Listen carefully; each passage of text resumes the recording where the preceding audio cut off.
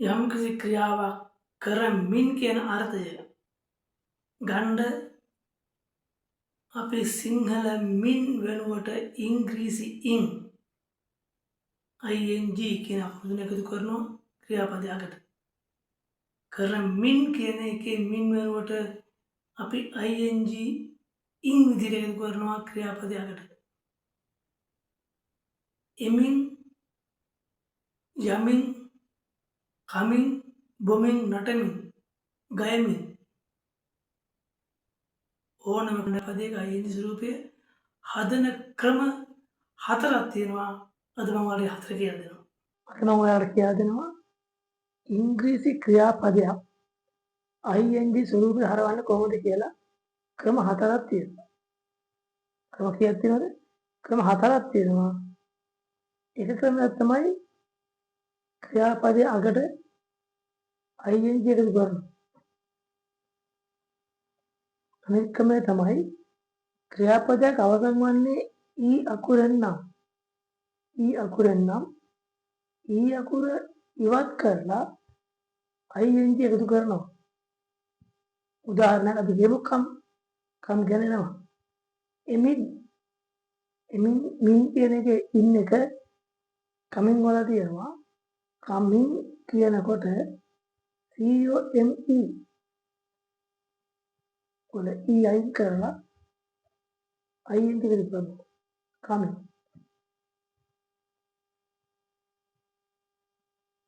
PLAY play එල්ලම් කරනවා. ක්‍රියාවලිය අවසන් වන්නේ y අකුරෙන්. y ට පෙරට අකුර අවශ්‍ය එකක් නිසා අපි එකතු කරනවා ing. තුන්වෙනි ක්‍රමය තමයි ක්‍රියාපදයක් අවසන් වන්නේ vowels නොවන අකුරකින් නම්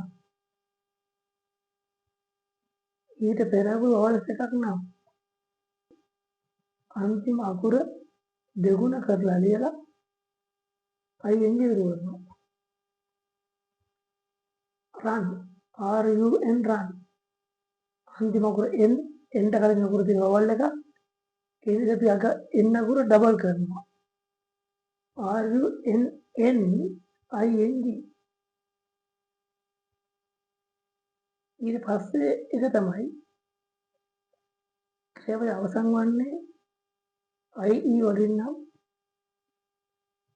අපි IE දෙකම අයින් කරලා y එකතු කරලා ඊට පස්සේ දානවා ing. උදාහරණ බලමු.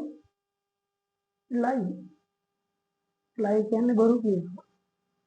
LIE LIE වල තියෙන අවසන් IE අයින් කරලා ඊට පස්සේ y එකතු කරලා නැවත එකතු කරනවා ing. lie අන්න ඒ වගේ පොඩි ව්‍යාකරණ කරුණු එකතු කරගෙන අපි ලස්සන හොඳ ගමනක් යමු.